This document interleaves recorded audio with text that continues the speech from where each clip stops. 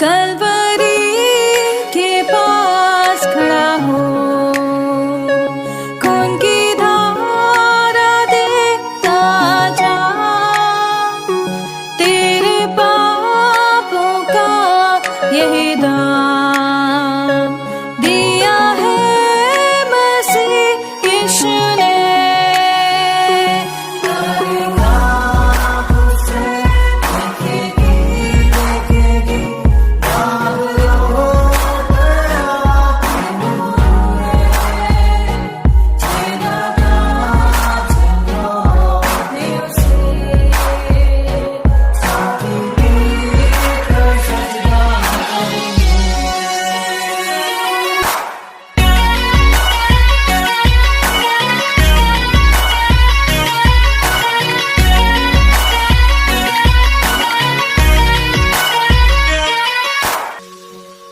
ये हुआ सब तेरे लिए, तूने भी उसे छेड़ा था, फिर भी प्यार से वो बोला था, जाता क्यों नहीं तू उसके पास, फिर भी प्यार से वो बोला था, जाता क्यों नहीं तू उसके पास।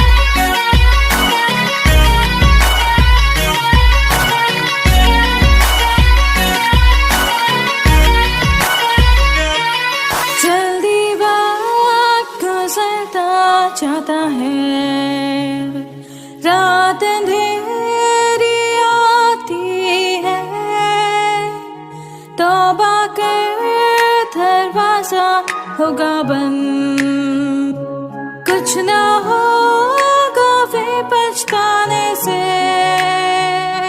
तौबा कर दरवाजा होगा बंद, कुछ ना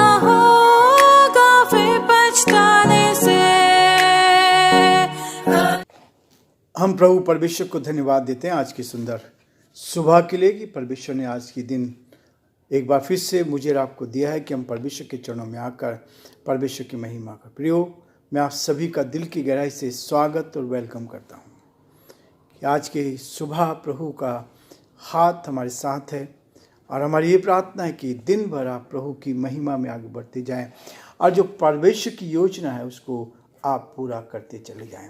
हमारी यही प्रार्थना है कि आप निरंतर आगे बढ़ें। आपके परिवार के लिए प्रार्थना करते हैं कि प्रभु हर दिन पूरे परिवार को संभाले और उत्तम आशीष दे। जो परेशानी में है, कठिनाई में है, वो सब परमेश्वर के साथ आगे बढ़कर प्रभु की महिमा करते जाएं। प्रियो, जैसा कि आप सभी को मालूम है कि हम फिलिपियों के पत्र का अध्ययन कर रहे हैं। इसका दूसरे अध्याय में हम पहुंच गए हैं। एक एक दिन हम आगे बढ़ रहे हैं ताकि हम परमेश्वर पिता को उसकी बड़ी महानता के लिए धन्यवाद देते चले जाएं, जो प्रभु ने मेरे आपके जीवन में किया है कि हम परमेश्वर के साथ उस आनंद को लेकर, उस खुशी को लेकर जीवन में आगे बढ़ते चले जाएं। मैं एक बार फिर से आप सबको दिल की गहराई से धन्यवाद देता हूं कि आपकी प्रार्थनाओं के लिए आपने हमारे लिए प्रार्थना की है और आप हमारे साथ हैं। परमेश्वर आपको बहुत बड़ी आशीष और बरकत दे। मसीह की दीनता और महानता, इस विषय को लेकर हम लोग आगे बढ़ रहे हैं और परमेश्वर इस विषय के द्वारा हमें अपनी महिमा को दिखाना चाहता है ताकि हम एक एक दिन उसके साथ आगे बढ़कर परमेश्वर की महिमा का। आज मैं आपके सामने फिलिपियोस का दूसरा अध्याय उसके 6 पद से लेकर आगे तक पढ़ना चाहता हूँ। लिखा है, जैसा मसीह यीशु का स्वभाव था वैसा ही तुम्हारा स्वभाव हो। 6 पद। जिसने परमेश्वर के स्वरूप में होकर भी परमेश्वर के तुल्य होने को अपने वश में रखने की वस्तु ना समझा, वरन अपने आप को ऐसा शून्य कर दिया और दास का स्वरूप धारण किया और मनुष्य की समानता में हो गया। मनुष्य की समानता में हो गया। परमेश्वर अपने इस वचन की पढ़े और सुने जाने पर आशीष दे, बरकत दे और आप जीवन में आगे बढ़ते जाएं और बहुतों के लिए आशीष का, आनंद का कारण बन सके। हम प्रार्थना करेंगे। जीवते और सच्चे विश्वास के योग्य परमेश्वर, हम बड़े आदर के साथ, दीनता के साथ, नम्रता के साथ आप जैसे महान परमेश्वर के चरणों में झुके हैं। हम आपको धन्यवाद देते हैं, हम आपकी स्तुति करते हैं, आपकी प्रशंसा करते हैं कि आप हमारे महान प्रभु, दयालु पिता, विश्वास के योग्य परमेश्वर, अद्भुत युक्ति करने वाले पराक्रमी परमेश्वर, हम आपकी तारीफ करते हैं। हमारी प्रार्थना, हमारी विनती प्रभु, आपके अनुग्रह की दृष्टि हम पर बने, आपका हाथ हम पर बना रहे। आपने आज का दिन हमें दिया है कि हम आपकी महिमा कर सके। आज के दिन में हम आपके नाम को ऊंचा उठा सके। प्रभु जी, हमारी प्रार्थना है हमें और अधिक अपने प्रति धन्यवादी बना, क्योंकि ये जो दिन आपने दिया उसके लिए धन्यवाद। हम प्रार्थना करते हैं पिता, आपकी सुरक्षा हर कदम पर हमारे साथ बनी रहे। हम आपके नाम में आगे बढ़ते जाएं, आपके नाम को धन्य कह सके और जो आपकी योजना पूरी की जाए।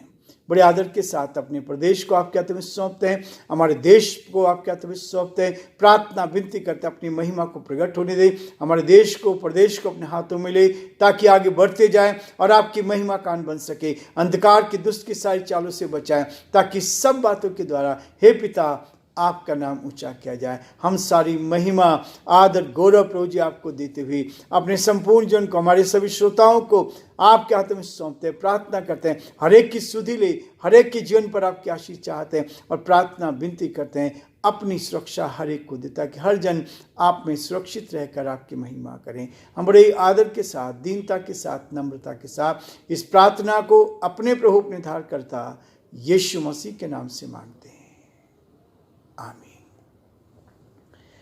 प्रियो, परमेश्वर पिता का धन्यवाद करते हैं कि परमेश्वर ने हर दिन हमारी रक्षा करता है, हमें आगे लेके जाता है ताकि हम आगे बढ़कर परमेश्वर की महिमा करें। आज जो वचन हमने पढ़ा है वो लिखा है, जैसा मसीह यीशु का स्वभाव था वैसे ही तुम्हारा भी स्वभाव हो। कल हमने यहीं पर समाप्त किया था कि हमारा स्वभाव कैसा हो। हम मसीह यीशु को अपने जीवन में पहला स्थान देते हैं या नहीं देते हैं। हम मसीह यीशु को किस प्रकार से अपने जीवन में लेते हैं। वो कहता है जैसा मसीह यीशु का स्वभाव था वैसा ही हमारा भी होना चाहिए। लेकिन आज उससे बढ़कर हमें आगे एक चीज को दिखाना चाहता है। 6 पद में, जिसने परमेश्वर के स्वरूप में होकर भी, जिसने परमेश्वर के स्वरूप में होकर भी, परमेश्वर के स्वरूप लेकर, परमेश्वर की आज्ञा को लेकर वो इस पृथ्वी पर आया। ये समझना इतना आसान नहीं है। वो स्वर्गीय सिंहासन को छोड़कर इस पृथ्वी पर आ गया। इस पृथ्वी पर आकर मेरे और आपके लिए उसने बलिदान किया। मेरे और आपके लिए उसने अपने प्राणों को दिया। इसलिए प्रियो, वो इस बात को कहता है कि जिसने परमेश्वर के स्वरूप में होकर भी परमेश्वर के तुल्य होने को अपने वश में रखने की वस्तु न समझा। उत्पत्ति में हम इस बात को पढ़ते हैं और वहां पर लिखा है, जब परमेश्वर ने कहा आओ हम मनुष्य को अपने स्वरूप, अपनी समानता में बनाएं। आओ हम का मतलब ये शब्द वहां लिखे हैं कि आओ हम मनुष्य को अपने स्वरूप, अपनी समानता में बनाएं। परमेश्वर ने जब मनुष्य को बनाया उसने अपनी समानता में, कहता आओ हम का मतलब एक से ज्यादा लोग। और आज जब हम इस अध्याय को पढ़ते हैं तब परमेश्वर हमें इस बात को कहता है, परमेश्वर ने हमें इस बात के लिए कहा है कि हम मनुष्य को अपने स्वरूप में, अपनी समानता में बनाएं। और यही है, इस बात को लेकर मुझे और आपको कहता है कि परमेश्वर चाहता है कि हम अपने जीवन में परमेश्वर की इस महानता को देखें। उत्पत्ति उसका पहला अध्याय और उसके 27 पद में लिखा है, तब परमेश्वर ने मनुष्य को अपने स्वरूप के अनुसार उत्पन्न किया। अपने स्वरूप के अनुसार उत्पन्न किया। अपने स्वरूप के अनुसार परमेश्वर ने उसको उत्पन्न किया, नर और नारी करके उसने मनुष्य की सृष्टि की। और इसलिए 26 पद में कहता है, फिर यहोवा ने कहा, हम मनुष्य को अपने स्वरूप अपनी समानता में बनाएं। हम मनुष्य को, हम का मतलब क्या है? एक नहीं अनेक। ये बहुत गहरी स्टडी है, लेकिन परमेश्वर का वचन कहता है कि यीशु मसीह उस समय भी जब मनुष्य को बनाया था तो कहता, आओ हम मनुष्य को अपने स्वरूप अपनी समानता में बनाएं, जिसके अंदर परमेश्वर का प्रतिरूप है। और हुआ ऐसा कि जब परमेश्वर ने मनुष्य को बनाया, अदन की वाटिका में रखा, तब शैतान ने इस बगीचे को बिगाड़ने की कोशिश करी, इस पृथ्वी को बिगाड़ने की कोशिश करी। और उसने हवा को बहकाया और हवा को बहका कर उससे पाप कराया। और पाप करते ही दुनिया में पाप आ गया। परमेश्वर ने तो अपनी समानता में बनाया था, हम तो परमेश्वर की समानता में उत्पन्न हुए। और यहां भी वो यही कहता है, जिसने परमेश्वर के स्वरूप में होकर भी परमेश्वर के तुल्य होने को अपने वश में रखने की वस्तु न समझा। इस चीज को समझने के लिए जब आप उत्पत्ति के पहले अध्याय के 26 पद को पढ़ेंगे तो वहां भी इस बात को देखता है, अपने स्वरूप में अपनी समानता में बनाया। और जब पाप आ गया, पाप को से हमें छुटकारा देने के लिए मनुष्य ने पाप किया। और पाप करने के कारण संसार में पाप बढ़ता चला गया। नूह के जमाने में जब पाप इतनी चरम सीमा पर था, तो परमेश्वर ने इस सारी पृथ्वी को समाप्त करने के लिए पहली बार इस पृथ्वी पर बारिश भेजी। सबसे पहली बारिश जब आई थी, इससे पहले तो ये पृथ्वी ओस से सींची जाती थी, लेकिन परमेश्वर ने जब पाप बढ़ गया, इस सारी सृष्टि को क्या किया? उसने पानी के द्वारा समाप्त किया। नूह के जमाने में नूह धर्मी था, उसकी पत्नी धर्मी थी, उसके 3 पुत्र थे। इन पुत्रों की 3 पत्नियां थी। 8 लोगों को बचाया। परमेश्वर चाहता तो ज्यादा लोगों को बचा सकता था, लेकिन केवल जो 8 प्राणी इस पृथ्वी पर थे, 8 व्यक्ति जो थे, नूह, उनकी पत्नी, उनके 3 बेटे और उन बेटों की 3 पत्नियां। वहां से परमेश्वर ने फिर से इस सृष्टि को बनाना शुरू किया, लेकिन पाप तो वहां भी था। मनुष्य के स्वभाव में पाप था। इतना सब होने के बावजूद भी पाप बढ़ता गया। लेकिन प्रियो, परमेश्वर ने अपनी उस प्रतिज्ञा को पूरा किया, जहां वो कहता हम मनुष्य को अपने स्वरूप में बनाए। और तब प्रभु ने प्रभु यीशु मसीह को संसार में भेजा, इस संसार में भेजा, ताकि वो मेरे और आपके पापों को अपने ऊपर उठा ले और हमें फिर से ये मौका दिया जाए कि हम उस परमेश्वर पिता के साथ अपने रिश्तों को बनाएं। इस संसार को छोड़ने के बाद यदि ईमानदारी का जीवन, सच्चाई का जीवन, पाप रहित जीवन जीते हैं, तो हम उस परमेश्वर के साथ अपने रिश्ते को बना सकते हैं। इसलिए प्रियो, परमेश्वर ने यीशु मसीह को इस संसार में भेजा ताकि संसार के पापों को अपने ऊपर ले ले। और शैतान ने उसको वहां तक, लास्ट तक कोशिश करी कि उसको गिरा दे, क्रूस के ऊपर तक। जब वो क्रूस के ऊपर लटका गया था तो 2 डाकू उसके दाहिने और बाएं में थे।